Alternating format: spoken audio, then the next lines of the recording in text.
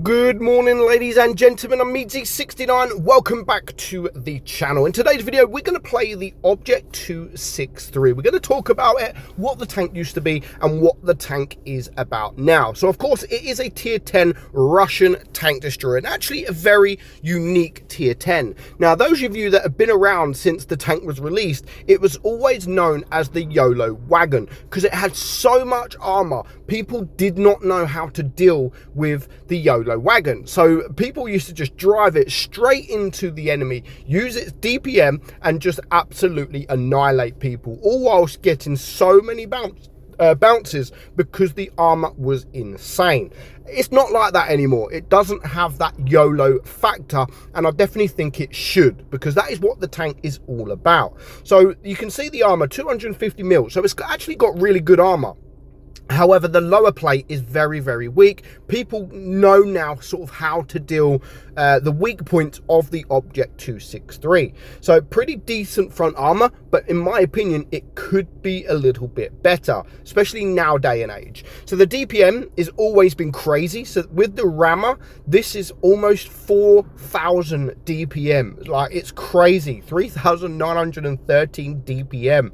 That is just a 7.05 seconds reload. Now, I don't actually run this with calibrated shells. I run it with the rammer because I think 360 pen is more than enough, and this tank is all about DPM, so I want to maximize my DPM with this tank. That is why I run it with the rammer. So your penetration is 285 on your AP and 360 on your heat, 75 on your HE. So pretty good standard pen, to be fair. You've got a very nice 460 alpha with the reload. That is very, very nice.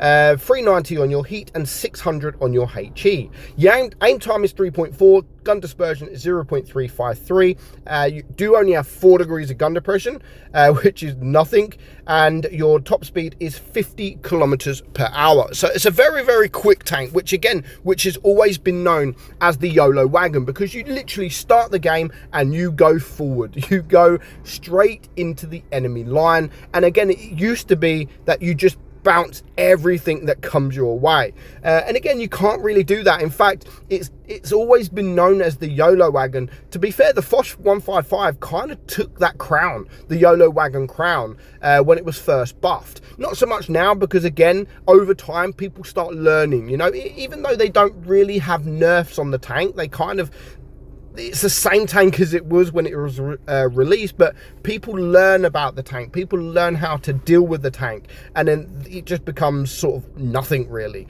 and boring. You know, if you don't play this tank like a YOLO wagon tank, then it does become boring. But I'm kind of scared to play it like a YOLO wagon now, because you just get ripped apart, like completely ripped apart. Of course, you can get bounces. You can always get bounces in this thing, and that's what I love about the tank, that you can still get bounces.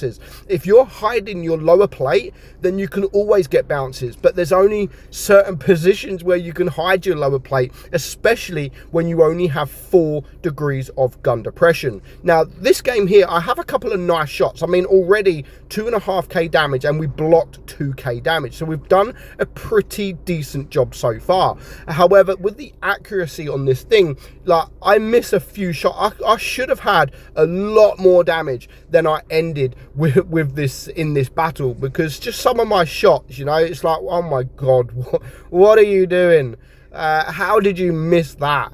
So far, there's only 3 tanks now left on the enemy team, and I'm yet to lose a single hit point. Like, I blocked 2k damage, so I've already done my part. I've already done a decent job, and now there's only 2 tanks left alive. I can sort of just push forward to try and get as much damage as I possibly can. However, I still miss out on a bit more damage. So that's now 3.7, and at this point, let's just go forward. Everyone's rushing. It's a 6 versus 2, and this is where a couple of my shots are just like, oh my god, like this one right here.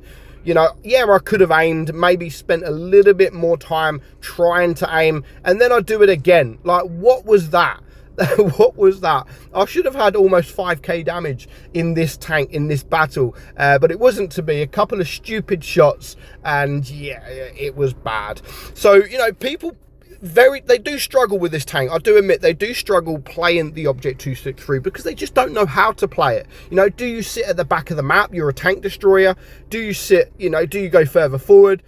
It's a very difficult tank because it's all about positioning as well. You know, if you've got a game where it's ridge, like it's based on ridge lines, then this tank isn't for that because you just don't have that gun depression.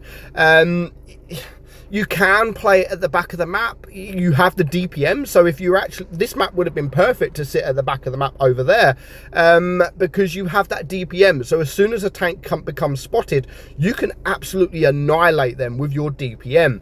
But I don't like playing that way in this tank. You know, I like playing further forward, and that's what disappoints me, because I do like to kind of YOLO in this tank. Of course there is a time and a place for YOLOing, but I still like to play that tank like this. But yeah, sometimes you just get wrecked, absolutely wrecked. You finish with no damage because most of your shots don't hit, and you can struggle. You can really struggle in this tank. So we're just going to be patient here. We are going to be a little bit patient. You can see that I want to push forward, but the enemy have 3 tank destroyers, all that I don't know where they are. And now I know where the Foch is. I kind of gather a couple of tank destroyers will be down there, because that's ultimately where they normally go. And as soon as the Foch goes, I'm like, do you know what? Now I'm going to hit it. That guy's gone. I don't think there is any other tank destroyer there. Otherwise, I think the Foch would have stayed around. So now I'm like, okay, I'm going. I am going. I know that there is the FV420, whatever it is, to the left. Sorry. Whatever tank it is to the left, and the M60 is kind of on his own. Sorry, the FV4202, that's what I meant to say. So I can sort of YOLO this M60, and yes, he's going to try and circle me. I've got a rock to behind me now, so at least I can stop him circling me, and ultimately he does hardly any damage. I lose one shot against that guy, so he's now gone, and now that leaves 3 of us just to focus this guy, and I can HE the back of him, 750 damage into the back of him, and then I get another shot. Yes, he's going to penetrate me here, but at this point, you know, he's now gone. He's now gone. It's a 6 versus 5, and I pretty much know where the rest of the enemy are. So yes, we still need to be very careful, because even though I've got 1,000 hit points, there is a couple of tank destroyers that can soon clear my hit points, and as soon as I can spot these guys, I can just farm damage. Like here, there's the IS-7. Yeah, that shot's never going to hit, and to be fair, I probably shouldn't have took it, because now I am spotted. And again, it's all about positioning. I can't get this guy. I mean, I can just about get the shot there, but again, you've always got to remember in this thing, you only have 4 degrees of gun depression, so always remember that.